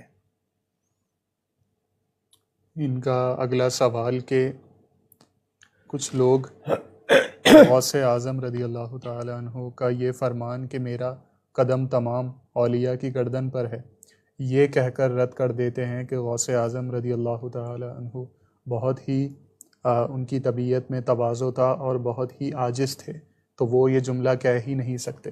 اس حوالے سے رہنمائی فرما دیجیے۔ جس نے یہ اعتراض کیا ہے اس کی سمجھ کتنی ہے، فہم کتنی ہے؟ سیدنا خواجہ غریب نواز جتنی اس کی سمجھ ہے، وہ غوث پاک کا قدم اپنی گردن پر لیتے ہیں۔ چلہ میں بیٹھے ہوئے اجمیر میں غوث پاک کی آمد سے پہلے اولیاء جمع ہوتے ہیں اور کہتے ہیں عنقریب وہ ظاہر ہوگا بغداد میں اور یہ اعلان کرے گا۔ تو یہ اعتراض کرنے والے کی اتنی سمجھ ہے، اتنی فہم ہے، یا تو دعویٰ کرے اور پھر دلیل لائے اس پہ ثابت کرے اس کو۔ 900 سال سے اولیاء امت اس بارے میں اتنی کتابیں ہیں، انہوں نے اللہ کے حکم سے اعلان کیا تھا۔ یہ اعلان ان کا اللہ کے حکم سے تھا، انہوں نے خود سے نہیں کیا تھا۔ اس کا الہامی ہونا یہ بھی اس پر بھی موجود ہیں تمام روایات۔ اگر یہ نہیں مانتے نہ مانیں، مگر یہ نہ کہیں کہ جی یہ ہو نہیں سکتا۔ اچھا، حضور صلی اللہ علیہ وسلم سے زیادہ متواضع ہستی کون سی ہوگی؟ کیا ان کے ارشادات سامنے نہیں ہیں؟ اور غوث پاک کے لیے حضور صلی اللہ علیہ وسلم کا نہیں ہے کہ اس کی شان ولیوں میں اسی طرح بلند ہوگی جیسے میری شان نبیوں میں بلند ہے؟ تو اعتراض کرنے والے کا فہم، علم یا اس کی جو بھی اپروچ ہے وہ درست نہیں ہے۔ آپ کو اس میں شبہ کرنے کی ضرورت نہیں ہے۔ اسی حضور غوث اعظم رضی اللہ تعالیٰ عنہ کے حوالے سے ہی ایک سوال رشید صاحب نے کیا اسلام آباد سے۔ وہ پوچھتے ہیں کہ تذکرۃ الاولیاء میں حضور جنید بغدادی رضی اللہ تعالیٰ عنہ کا فرمان ہے کہ حضرت بایزید بستامی رضی اللہ تعالیٰ عنہ ولیوں میں ایسے ہیں جیسے حضرت جبرائیل ملائکہ میں، یعنی کہ سردار۔ تو حضور غوث اعظم رضی اللہ تعالیٰ عنہ کو ہم سردار مانتے ہیں، ان دونوں کی حکمت سمجھا دیجیے۔ میرے بھائی، آپ کو تھوڑا سا کہیں اچنبھا ہو رہا ہے، بات واضح ہے۔ حضرت مریم بھی جنت کی عورتوں کی سردار ہیں یا نہیں ہیں؟ تو حضرت سیدہ کو جب حضور نے خوشخبری سنائی تھی کہ تم عالمین کی اور جنت کی عورتوں کی سردار ہو، تو انہوں نے بھی یہی کہا تھا کہ حضرت مریم، فرمایا وہ اپنے زمانے میں، تم اپنے زمانے میں۔ بات یہ ہے کہ شرف دینے والا، بزرگی دینے والا کون ہے؟ سید الطائفۃ الاولیاء خود حضرت جنید بغدادی کا لقب ہے، اولیاء کے گروہ کے سردار۔ سلطان العارفین کے الفاظ آپ نے سنے ہوں گے حضرت بایزید بستامی کے لیے۔ وہ 5 خاص بزرگ جن کو کہا جاتا ہے جو اولیاء میں بہت ممتاز، ان میں حضرت بایزید بستامی کا نام بھی ہے۔ تو آپ شاید اس شبے کا شکار ہو گئے کہ سردار ایک ہی ہے، تو سردار اللہ تعالیٰ نے بنایا، وہ اپنے زمانے کے اللہ تعالیٰ کی طرف سے وہ بھی سردار ہے، وہ بھی سردار ہے۔ یہ کوئی ایسی چیز تو نہیں ہے نا کہ ایک ہی وقت میں ایک ہی ہونا ہے۔ ایک وقت میں تمام سمتوں میں اولیاء ہوتے ہیں یا نہیں ہوتے؟ تو آپ کو تھوڑا سا کہیں اچنبھا ہوا ہے۔ بات بہت آسان ہے کہ وہ اپنے وقت میں تھے اور اب بھی ان کو وہ شان، میں یہ نہیں کہوں گا کہ ان کی شان ختم ہو گئی، لیکن وہ اپنے وقت میں سردار تھے، اب بھی اولیاء میں ان کا بڑا مقام ہے۔ تو سیدنا غوث اعظم کو جو ولایت کی شان ملی ہے وہ ان کے زمانے سے آگے۔ اب یہ کہ پہلے لوگ جو ان کو محبت سے سارے کے سارے مانتے ہیں، اب مجھے بتائیں ہم کسی نبی کو ادنا نبی کہہ سکتے ہیں؟ تمام ہمارے سردار ہیں، مگر ہمارے نبی ان میں سب سے اعلیٰ ہے، سارے نبی شان والے ہیں۔ سارے نبی رحمت ہیں یا نہیں ہیں، مگر حضور کو رحمت للعالمین فرمایا گیا۔ تو تھوڑا سا آپ کو اچنبھا ہوا ہے، وہ میرا خیال شاید دور ہو گیا ہوگا۔ اس حدیث کی شرح فرما دیجئے کہ جس نے 3 دن سے کم میں قرآن ختم کیا تو اس نے قرآن پاک کا حق ادا نہ کیا۔ حضرت سیدنا عثمان غنی کے بارے میں ہے یا نہیں کہ وہ ایک رات میں قرآن پڑھ لیتے تھے؟ جی نبی کریم صلی اللہ علیہ وسلم کے صحابہ میں اور کتنوں کا بیان، مولا علی ایک رکاب سے دوسری رکاب میں پڑھ لیتے تھے، ان کے لیے اللہ اس وقت میں برکت ڈالتا تھا۔ اصل مسئلہ یہ ہے کہ صحیح پڑھنا، اگر کسی نے اتنی تیزی سے پڑھا ہے کہ اس کے مخارج یا حروف، پروناؤنسیشن، تلفظ ادا نہیں ہوا، تو وہ مراد ہے کہ ایسا شخص کم از کم 3 دن لگائے۔ کوئی ایک دن میں پڑھتا ہے۔ غوث پاک روزانہ فجر اور عشاء کے درمیان پورا قرآن پڑھتے تھے، آج بھی پڑھنے والے ہیں، اکثر ہیں جو پورے ایک دن میں کر لیتے ہیں، کوئی 2 دن میں۔ تو اصل چیز یہ ہے کہ جس نے صحیح نہیں پڑھا وہ مراد ہے، آپ اس کو سمجھ لیں۔ کیا اعلیٰ حضرت رحمۃ اللہ علیہ نے کشف المحجوب پر کوئی فتویٰ دیا ہے کہ اس کتاب کو پڑھنا اور پڑھانا کفر ہے؟ آپ کس کو اعلیٰ حضرت کہہ رہے ہیں؟ اگر امام اہل سنت مولانا شاہ احمد رضا خان رحمۃ اللہ علیہ کو اعلیٰ حضرت کہہ رہے ہیں تو مجھے ان کا ایسا فتویٰ دکھائیں، میری نظر سے نہیں گزرا۔ اور وہ کیوں کہیں گے؟ حضرت نظام الدین اولیاء فرمائیں کہ جس کو کوئی مرشد نہ ملے وہ کشف المحجوب پڑھ لے تو اس کو رہنمائی مل جائے گی۔ اعلیٰ حضرت کے نام سے غلط باتیں مشہور نہ کیجیے۔ اعلیٰ حضرت اللہ تعالیٰ کی عطا سے بڑے احتیاط والے تھے، ہم ان کے بارے میں یہ کہتے ہیں کہ اللہ نے ان پر کرم فرمایا کہ ان کے قلم سے غلط بات نہیں نکلی۔ اگر کوئی ہے تو بتائی جائے جو واقعی شریعت و سنت کے خلاف ہو۔ تو آپ اگر کوئی پروپیگنڈا کر رہے ہیں، کتنے لوگ ہیں وہ کہہ دیتے ہیں جی اعلیٰ حضرت علماء دیوبند کے شاگرد تھے، ان کے مدرسے میں پڑھے، اس وقت بنا کہاں تھا مدرسہ دیوبند؟ اس طرح کی باتیں کہنے والے اب اعلیٰ حضرت کے استادوں میں کسی کا نام لے کر دوسرے اسی نام کے کسی شخص سے جوڑ دیتے ہیں۔ تو یہ حرکتیں دشمنوں کی طرف سے ہوتی رہتی ہیں، غلط فہمی ہے۔ کوئی لائے فتویٰ دکھائے، کہاں لکھا ہے؟ راحیل امین صاحب کا سوال کہ اگر ہمارے ایک عزیز کے 3 بچے ہیں، 2 بیٹے 1 بیٹی، وہ ان کے پاس نہیں ہے، ان کی جاب ہے، کورٹ کے ذریعے 2 بچوں کا خرچہ جاتا ہے، وہ جاب کرتے ہیں، پراپرٹی میں ان کا ایک گھر ہے۔ اگر اب وراثت کی تقسیم ہوتی ہے تو جو ان کے حصے میں جو ان کا وراثت کا حصہ آئے گا ان میں ان کے بچوں کا بھی حق ہوگا، کیونکہ ان کے جو زوجہ ہیں سابقہ وہ نہ بچوں سے ملنے دیتی ہیں نہ ہی ان سے بات کرنے دیتی ہیں، صرف خرچہ جاتا ہے۔ میں نے پہلے بھی کہا تھا اس طرح کے سوال میرے پاس نہ لائے جائیں، اس میں بہت سے ہمیں باتیں پوچھنی ہوتی ہیں۔ یہ وراثت کے، خوابوں کے، اس طرح کے معاملات اس پروگرام میں نہ کیا کیجیے، کیونکہ اس میں بہت تفتیش کی ضرورت ہوتی ہے۔ آپ جو لکھتے ہیں اس کے مطابق اگر کہہ دیں وہاں کوئی اور بات ہو، آپ میرے لفظوں کو وہاں پیش کریں، حقیقت حال کچھ اور ہو، تو بہتر ہے اس طرح کا سوال کسی دارالافتاء جہاں پر باقاعدہ فتوے دیے جاتے ہیں وہاں بھیجیں، تاکہ انہیں آپ سے جو ضروری معلومات لینی ہے وہ صحیح طرح لے کر بتائیں۔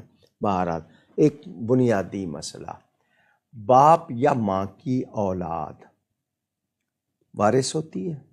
اگر یہ نہ ہو، جس کا کوئی نہ ہو، تو پھر اس کے بہن بھائی دوسروں کی طرف جاتا ہے۔ ایک باپ کی یعنی 2 عورتوں سے اولادیں ہیں، تو چونکہ وہ اسی سے ہے، یعنی اگر بیوی پہلے سے کوئی اور کسی شوہر کا بچہ نہیں لائی ہوئی ہے، اسی کی اولادیں ہیں، تو وہ وارثوں میں شریک ہوں گے۔ یعنی ایک باپ کی اولاد 2 بیویوں سے ہے، 3 بیویوں سے ہے، 4 بیویوں سے ہے، یا 100 بیویوں سے ہے، ایک وقت میں 4 ہوں گی نا، اس نے نکاح 100 کیے ہوں، تو جو اس کی اولاد ہے وہ وارثوں میں شمار ہوگی۔ اب یہ کہ اس میں آپ نے جو باتیں لکھی ہیں ان میں چونکہ وضاحت کی بہت ضرورت ہے تو میں نے آپ کو مسئلہ بتا دیا۔ اب یہ کہ اگر دوسری بیوی کی پہلے کوئی شادی تھی کسی اور سے، اس کی اولاد، اس کی بات نہیں کر رہا، لیکن ایک باپ کی اولاد 2 بیویوں سے ہو یا زیادہ سے ہو، جو اس کی اولاد ہے وہ اس کے وارث ہیں۔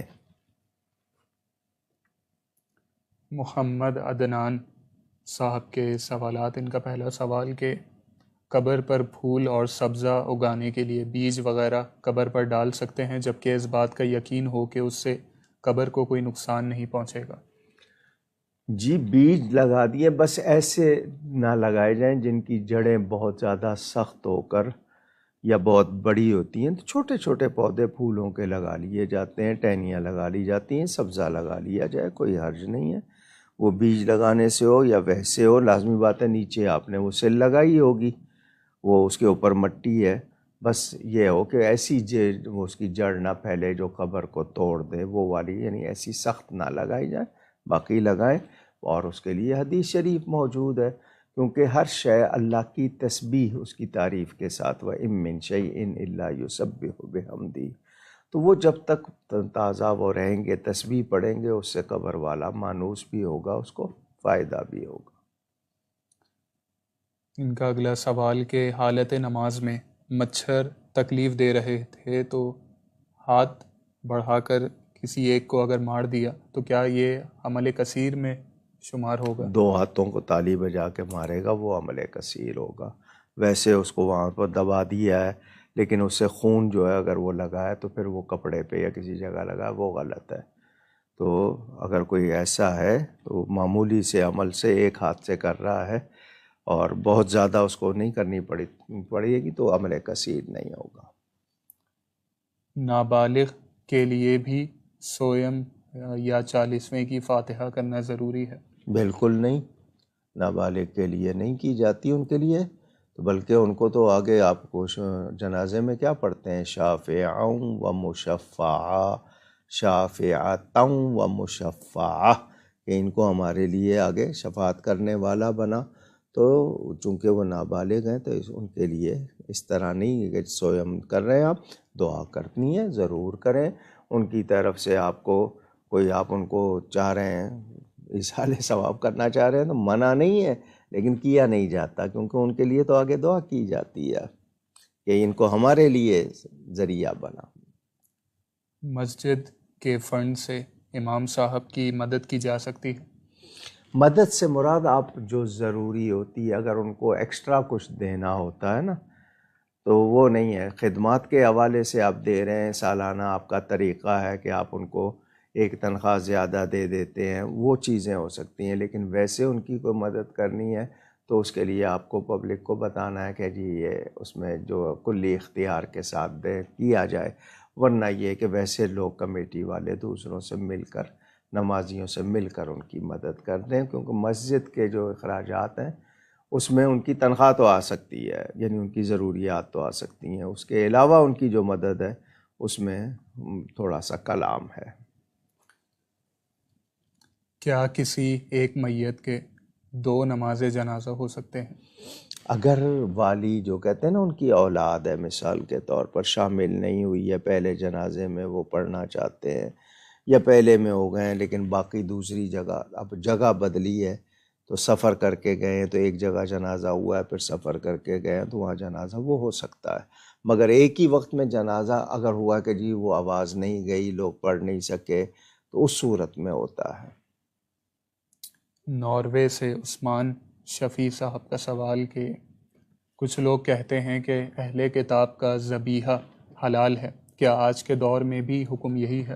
وہ اہل کتاب ہوں، اس وقت جو صورتحال پائی جا رہی ہے بیشتر کہتے ہیں نا وَلِلْأَكْثَرِ حُكْمُ الْكُلِّ، اکثریت کے لحاظ سے ہم بات کرتے ہیں، جو اس وقت ماحول ہے اس میں وہ اہل کتاب برائے نام ہے، ان کے جو عقیدے ہیں وہ بہت زیادہ بگڑ چکے ہیں، تاہم کوئی اہل کتاب اللہ کا نام لے کے ذبح کرے گا پھر جائز ہوگا، لیکن اس کے لیے شرط یہی ہے کہ اس کا عقیدہ اس حد تک نہ بگڑا ہوا ہو جیسے آج کل کے ہیں۔ پہلے اہل کتاب جیسے تھے اور اللہ کے نام پہ، جس طرح یہودیوں میں ہے، ایک تو اس کوشر کہتے ہیں، لیکن ایک ان کے وہ ربائی جو کہلاتے ہیں، ربی ربائی دونوں تلفظ، وہ باقاعدہ اللہ کا نام لے کے کرتے ہیں، اس پہ مہر الگ ہوتی ہے، میں نے خود امریکہ میں دیکھی ہے ان کی۔ تو جو اہل صحیح ہوں اللہ کے نام پہ کرتے ہوں وہ درست ہوگا، باقی صرف حلال لکھ دینے سے حلال نہیں، تحقیق کرنا ضروری ہے۔ یہ آج کا آخری سوال، انشاءاللہ جو سوالات رہ جائیں گے وہ اگلی نشست میں ابتدا میں لے لیے جائیں گے۔ آپ لوگ اپنے سوالات اسی لائیو اسٹریم کے کامنٹ سیکشن میں لکھ سکتے ہیں۔ اس کے علاوہ واٹس ایپ کی سہولت آپ کے پاس موجود ہے اور پیج ان باکس کی سہولت آپ کے پاس موجود ہے۔ آپ ان تینوں ذرائع کے ذریعے اگلی نشست سے پہلے اپنے سوالات بھیج سکتے ہیں۔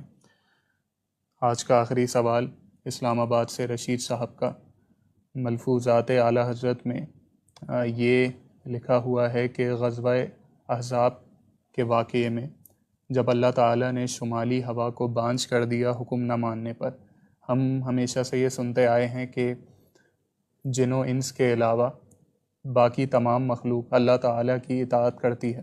اس حوالے سے رہنمائی فرما دیجیے۔ خدا کے لیے پہلے شروع میں کہہ چکا ہوں، بات کو سمجھنے کے لیے تعلیم، تربیت، فہم، بہت کچھ چاہیے ہوتا ہے۔ یہ ایسے سوال کیوں کرتے ہیں آپ؟ میں نے کہا نا، ہمیں وہ سوال کرنے چاہیے جن سے ہمارے عقائد، اعمال درست ہوں، بہتر ہوں، ہم کامیاب ہوں۔ آپ ان باتوں کے سوال کیوں کرتے ہیں؟ یہ تکوینی معاملات ہیں، ان کا ہم سے وہ نہیں ہے۔ اور پھر یہ کہ ملفوظات میں جو پوری عبارت ہے وہ سامنے رکھیں، ہو سکتا ہے اسی میں جواب موجود ہو، آپ جتنا سمجھے ہوں۔ اب چھری نے کیوں نہیں کاٹا، آگ نے کیوں نہیں جلایا؟ اللہ نے حکم دے دیا تھا۔ گرگٹ نے یا چھپکلی گرگٹ نے پھونک ماری آگ بڑھانے کے لیے، فاختہ نے یا دوسرے نے آنسو گرایا آگ بجھانے کے لیے۔ تو ہمارے پاس یہ روایات ہیں کچھ، مگر ہمیں جس چیز کی پابندی کرنی ہے ہمیں اس کا خیال رکھنا چاہیے۔ باقی جو شے، مثال کے طور پر اب سورہ الرعد کی تفسیر پڑھیے گا کہ یہ جو رعد اور برق قرآن میں لفظ آئے ہیں، آپ یہ لائٹننگ اینڈ ٹنڈر کہتے ہیں، اس میں لکھا ہوا ہے کہ وہ فرشتے کوڑے مارتے ہیں ان بادلوں کو جو ذکر الہی چھوڑ دیتے ہیں۔ یہ بھی روایت ملتی ہے کہ وہی پرندے اور مچھلیاں شکار ہوتی ہیں جو ذکر چھوڑ دیتے ہیں، یہ ذکر بھی ہے۔ باتیں پھر بہت نکلیں گی، مجھے اور آپ کو جن باتوں کی ضرورت انہی پر رہی ہے۔ اللہ تعالی جو چاہتا ہے کرتا ہے، اس کی مخلوق، اس کی مشیت کیا ہے، اس کی رضا کیا ہے، یہ وہی جانتا ہے۔ کس وقت کس کو کیا کیا گیا، سورج گہن کیوں لگتا ہے، اس کے بارے میں لوگوں کے کیا خیالات تھے، شریعت نے کیا بتایا ہے، یہ ہوائیں کیوں ایسی ہو جاتی ہیں، کیونکہ دونوں کا ذکر ہے، اچھی ہوا کا بھی، سخت ہوا کا بھی حکم ہے۔ مجھے بتایا گیا، اللہ نے شیطان کو نہیں مارا، ہمیں بچنے کا طریقہ بتایا، ہمیں سمجھ دے دی گئی نیکی کیا ہے، برائی کیا ہے، تو ہم اس پہ رہیں تو زیادہ بہتر ہے۔ اللہ تعالی ہمیں باتوں کو، ضروری باتوں کو اختیار کرنے کی توفیق دے، اور وہ باتیں جن سے کوئی ہمیں وہ نہیں ہو سکتا بلکہ الجھ سکتے ہیں، ان سے اللہ ہمیں بچا لے۔ یہی کہنا چاہتا ہوں۔ میں نے یہ نام لیں گے، آج آپ کو پتہ ہے انٹرنیٹ کی کوئی رکاوٹ یا ان کے سسٹم کی کسی خرابی کی وجہ سے کچھ دیر کے لیے نشریات رک گئی تھی۔ جو لوگ ہو سکتا ہے کچھ یہ سمجھ کے کہ پروگرام ختم ہو گیا ہے شاید ہٹ گئے ہوں، بہرحال وہ ریکارڈنگ دیکھ سکتے ہیں۔ میں نے 2-3 باتیں اپنے سامعین سے کرنی ہیں۔ ایک فلم ہے جوائے لینڈ، پاکستان کے سینسر بورڈ نے اس کی اجازت دی ہے، اس پر اعتراض ہوئے تھے۔ میرا اس کے بارے میں صرف ایک سوال، یہ فلم تفریح کے لیے ہے یا کسی مقصد کے لیے ہے؟ کسی اور ایجنڈے کی راہ ہموار کرنے کے لیے تو نہیں؟ کیونکہ ہمیں حکمرانوں کی نیت پر شبہ ہی شبہ ہے، کوئی اعتماد نہیں ہے۔ وہ غیروں کے اعلی کار بن کے اسلامی جمہوریہ پاکستان میں غلط قوانین بنا رہے ہیں۔ سینما بنانا ہو، آپ کو جوا خانہ بنانا ہو، مشکل نہیں، مسجدوں کے لیے مشکل کرتی۔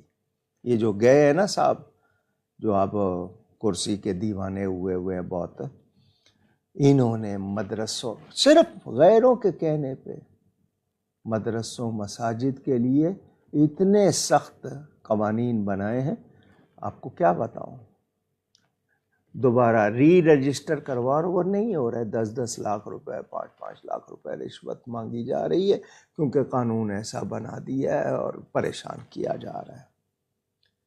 معیشت تباہ ہو رہی ہے پورے ملک میں، کاروباری طبقہ کس حالت سے گزر رہا ہے اور عوام مہنگائی کی وجہ سے کس حالت سے گزر رہی ہے، کسی کو پرواہ نہیں ہے۔ خرچے دیکھ لیں حکومت کے، حکمرانوں کے خرچے دیکھ لیں، وہ دوسرے صاحب جو حکومت کے دیوانے ہیں، کرسی کے بھکاری، ان کا بھی خرچہ دیکھ لیں۔ ملک میں سیلاب آیا، کیا صورتحال، ان کے سلسلے رہے۔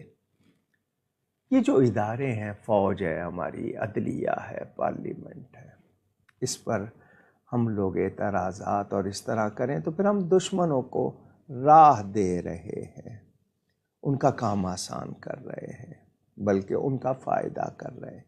جوہری توانائی والا، ایٹمی قوت والا ملک ایک ہی ہے نا مسلمانوں کا، اس کو بھی آپ کمزور کر دیں، فوج کے خلاف باتیں کر کے آپ دوسروں کو فائدہ پہنچا رہے ہیں۔ عدلیہ دوسرے، اگر ان میں لازمی بات ہے، کون سا ادارہ ہے جس میں کمزوریاں، خامیاں، خوبیاں نہیں ہوں گی، اصلاح کی جائے، لیکن یہ جو روش ہے، یہ اس کے پیچھے بہت گہرے مقاصد ہیں۔ بھولا نہ سمجھیے، اب سوشل میڈیا، انٹرنیٹ کا زمانہ ہے، آپ سے باتیں چھپتی نہیں۔ ایک گھڑی کا ہی حال دیکھ لیں، گھڑی گھڑی اسی پہ ہی تذکرہ ہو رہا ہے، اور کیا ہو رہا ہے آپ اسی سے اندازہ کر لیں۔ امریکہ میں ہم جنس پرستی کے حوالے سے قانون منظور ہو رہا ہے، قرارداد پاس ہو گئی ہے۔ لازمی بات ہے، جو غیروں سے امداد لیتے ہیں پھر ان کی باتیں بھی مانتے ہیں۔ یہ اس طرح کی فلم بنا کر آپ کیا کہنا چاہتے ہیں؟ اور فلموں سے آپ نے کیا کیا؟ ہمارے ہاں ڈرامے کیا کر رہے ہیں؟ اگر آپ واقعی اس ملک سے اسلام کو نکالنا چاہتے ہیں تو اوپنلی اعلان کر دیں نا، تاکہ پتہ لگ جائے۔ یہ جو آپ سازشیں کر رہے ہیں، ان سے بے خبر نہیں ہیں ہم، اور ہمیں اتنا بھی معلوم ہے، دین میں دخل دینے والوں کا، دین کے مخالفوں کا انجام بہت برا ہوتا ہے، دنیا میں بھی برباد، قبر بھی برباد، حشر بھی برباد، ان کے لیے کوئی خیر نہیں رہتی، یہ ذہن میں رہے۔ لیڈر ہمارے باکردار نہیں ہیں، ان پر اعتماد نہیں کیا جا سکتا۔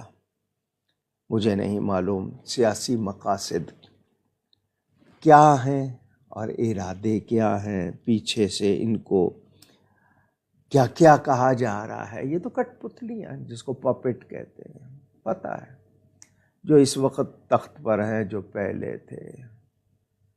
مجھے بتائیں 75 سال میں اگر ہم یہ کہیں گے کیا کھویا کیا پایا، یہ کھویا پایا وہ کھانے والی چیزوں کا نہیں کہہ رہا ہوں، کیا آپ نے کھو دیا ہے اور کیا آپ نے پا لیا ہے، آپ لسٹ بنا لیں۔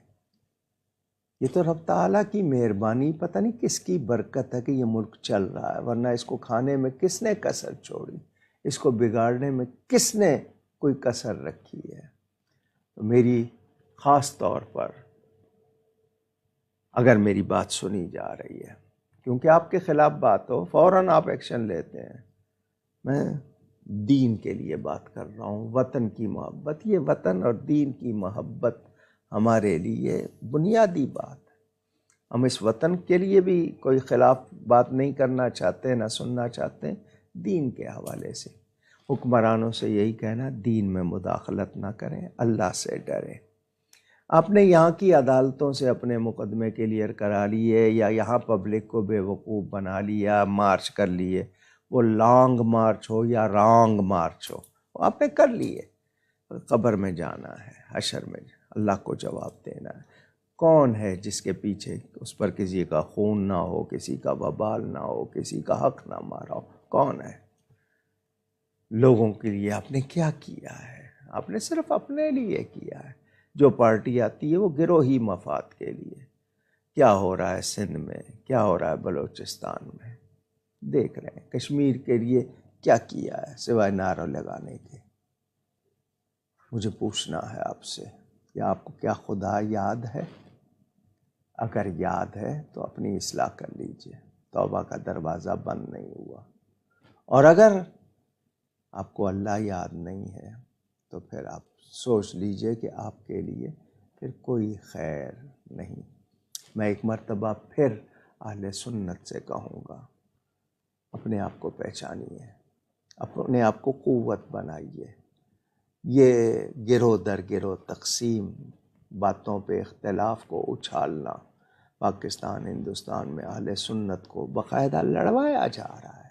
سازش ہے یہ پوری کہ ان کو کمزور کیا جائے۔ یہ نبی کے دیوانے ہیں، ان کو کمزور کرے۔ آپ لوگ شاید اس بات کو نہیں پہچان رہے۔ علماء مشائخ کے درمیان اختلاف بڑھائے جا رہے ہیں۔ کوشش کیجئے، باخبر رہیے۔ تو نیٹ ورک کی وجہ سے کچھ دشواری رہی، تو جو منٹ کم ہوئے کوشش کی ہے کہ پورے کر دیں، حالانکہ زین صاحب کہہ رہے تھے کہ اگر آج کا پروگرام نہیں تو کل پھر رکھ لیں۔ بہرحال انشاءاللہ آئندہ جمعرات ہی پروگرام رکھیں گے۔ یہ کچھ باتیں تھیں، ابھی نام لے لیں، پھر میں آخر میں کچھ جملے کہوں گا۔ ہم ان تمام افراد کا شکریہ ادا کرتے ہیں جنہوں نے اپنے سوالات ہم تک بھیجے اور اپنے تعریفی کلمات سے ہمیں نوازا، جن میں محمد اعظم بیگ صاحب، علی حیدر راجپوت صاحب، فردوس انجم صاحبہ، غلام مصطفیٰ صاحب، آصف انصاری صاحب، محمد اکرام شریف صاحب، راحیل امین صاحب، غلام مصطفیٰ صاحب، صہیبہ منصور صاحبہ، فوزیہ عبد القادر صاحبہ، مرتضیٰ چوہان صاحب، راؤ عبداللہ صاحب، ذیشان صاحب، نعیم یونس صاحب، ہدایت رسول صاحب، ارمان اشرفی صاحب، عائشہ خانم صاحبہ، ناصر خان صاحب، وقاص بخاری صاحب، ام مصطفیٰ صاحبہ، شہباز بخاری صاحب، ابراہیم رضا منصور صاحب، مقبول الرحمن صاحب، اویس رضا صاحب، شاہد محمود چشتی صاحب، شازیہ علی صاحبہ، ثاقب صاحب، منظور احمد صاحب، شہزاد علی صاحب، جنید اکبر غوری صاحب، حماد صاحب، شاہ نواز صاحب، محمد بن سلیم صاحب، رضوان شیخ صاحب، عبد الصمد خان صاحب، ربی حسین صاحب، محمد عدنان صاحب، عثمان شفیع صاحب اور رشید صاحب، اور جن جن کے نام شامل نہ ہو سکے ہم ان سے معذرت چاہتے ہیں۔ آپ ہمارے لیے دعا کیجیے گا، ہم آپ کے لیے دعا گو رہیں گے۔ میرے پیارے نبی پاک صلی اللہ علیہ وآلہ وسلم آخری نبی ہے اللہ کے، ان کے بعد کسی قسم کا کوئی نبی نہیں۔ نبوت کے جھوٹے دعوے دار مرزا غلام احمد قادیانی کے بارے میں قرآن و سنت کے مطابق فتویٰ موجود، لیکن 1974 سے 1974 سے پاکستان کے آئین میں بھی ان کو، یعنی قادیانیوں مرزائیوں کو غیر مسلم قرار دے دیا گیا۔ شریعت میں تو پہلے ہی تھے قانونی طور پر، پھر اس کے بعد اس قانون میں مزید وضاحتیں کہ یہ اپنے عبادت گاہ کو مسجد نہیں کہہ سکتے، اس کی تعمیر مسجد کی شکل میں نہیں کر سکتے، جو بھی ان کے سلسلے ہیں، نہ اذان نہ نماز وغیرہ، وہ چونکہ جب آپ نے نبی بدل لیا، اپنا خود نبی بنا لیا، سب کچھ کیا رہ گیا؟ یہ اب اپنے آپ کو احمدی مسلم کہلانا چاہتے ہیں۔ احمدی کیوں کہلاتے ہیں؟ پوچھنا چاہتا ہوں۔ اگر آپ مرزا کے ماننے والے ہیں تو مرزا ہی ہوئے۔ غلام احمد اس کا نام تھا، صرف احمد اس کا نام نہیں تھا، تو آپ احمدی کس خوشی میں کہلانا چاہتے ہیں؟ اور پھر مسلم کیوں کہلانا چاہتے ہیں؟ اس مرزا کو ماننے والے کیسے مسلمان ہو سکتے ہیں؟ اگر آپ لوگ یہ باتیں سن رہے ہیں تو سنیں، اب چالیں چلی جا رہی ہیں، پتہ نہیں کون سپورٹر ہے، بیچ میں کتنے لوگ گھسے ہوئے ہیں، مقدمے ان پر قائم کریں تو کارروائی کا مسئلہ، پھر دنیا بھر میں کہا جاتا ہے کہ پاکستان میں یہ، آپ کو پتہ ہے نا، کسی گستاخ کو پکڑ لے، وہ بھلے سے کوئی بالکل ہی غلط قسم کی عورت جس کو دنیا میں کوئی نہ پوچھے، لیکن یہ کہ اگر وہ گستاخی کرے اور اس پر مقدمہ بن جائے تو ساری دنیا اس کی ہو جاتی ہے۔ آپ نے اس کا دیکھا ہے مسئلہ، اور ہمارے لوگ کریڈٹ لیتے ہیں، یعنی اس بات پر جا کر امریکہ میں بیٹھ کے کہ ہم نے اس کو رہا کرایا۔ تو گستاخوں کی حمایت کرنے والوں کو دنیا و آخرت میں بھگتنا ہوگا، اللہ کی پکڑ سے نہیں بچو گے، ذلیل بھی ہوگے اور تباہ بھی ہوگے۔ میں نے صرف یہ کہنا ہے کہ حکمران پابند ہیں آئین کے، جی آپ کے ہاں آئین میں بھی ہے، تو جو چیزیں ہو رہی ہیں کیوں ان کا سد باب نہیں کر رہے، کیوں راستہ نہیں روک رہے؟ پھر عوام کریں گے، پھر الجھیں گے، پھر میڈیا میں آئیں گی چیزیں، پھر باہر جائیں گی، آپ کیوں ایسا نہیں کر رہے؟ 70 سال ایک قبرستان رہا ہے، اس پہ صلیب کا نشان نہیں، مگر دنیا کی بڑی صلیب اس پر بنا دی گئی ہے اسلامی جمہوریہ میں۔ آپ لوگ خود ہی پھر اس طرح لاوے تیار کرتے ہیں نا، تو حکمرانوں کو ہوش کے ناخن لینے ہیں، یہ اسلامی جمہوریہ پاکستان ہے، اور آپ کے ہاں بھی کہ سپریم لا قرآن و سنت ہے، یہ طے شدہ بات ہے، تو اس کے خلاف مسلمان یہاں کے کوئی باتیں برداشت نہیں کریں گے، جو قرآن و سنت کے خلاف ہوگا برداشت نہیں کریں گے۔ آپ کی ذمہ داری ہے کہ آپ قانون کی پاسداری کیجیے، آپ کے پاکستان کے قانون اور آئین میں یہ چیز ہے، آپ اس کی پاسداری کریں، لوگوں میں اشتعال کی صورت نہ آنے دیں، لوگوں کو فیصلے نہ کرنے دیں، آپ خود سنبھال لیں، ورنہ پھر لوگ فیصلے کرتے ہیں، پھر آپ کو مسئلہ بنتا ہے۔ تو یاد رہے، ایمان سے اہم کوئی چیز نہیں ہے، اور ہماری یہ بات آپ کے مفاد کے لیے ہے تاکہ آپ کو زیادہ دشواری نہ ہو، کیونکہ جب تک لا اینڈ آرڈر کی سچویشن نہیں بنتی حکومت حرکت میں نہیں آتی، سوئی رہتی ہے۔ آپ کے لیے کچھ ہو جائے تو فوراً حرکت میں آ جاتے ہیں، دین کے لیے ہو تو نہیں آتے آپ حرکت میں، تو آپ وہ ماحول نہ بنائیں۔ یہ قادیانیوں کی غلط سرگرمیاں جتنی ہیں ان کو ابھی سے آپ روک لیں، کہیں ایسا نہ ہو کہ یہ نزاع اور جھگڑے کی صورت اختیار کر کے بڑھ جائیں اور پھر مسائل بنیں۔ یہ میں نے بات ضروری پیغام دینا تھا۔ گفتگو میں مجھ سے کوئی کہیں غلطی ہوئی ہو، اللہ تعالیٰ اس کے رسول صلی اللہ علیہ وسلم کی بارگاہ میں توبہ کرتا ہوں۔ جن لوگوں نے دعاؤں کے لیے کہا، اللہ تعالیٰ ان سب کی جائز مقاصد کو پورا فرمائے۔ جو لوگ اس دوران انتقال کر گئے، اللہ تعالیٰ ان اہل ایمان کی مغفرت فرمائے، اور جنہوں نے جتنی بھی دعائیں جائز مقاصد کے لیے اللہ کامیاب فرمائے۔ نیکی کیجئے، نیکی پھیلائیے۔ بہت شکریہ۔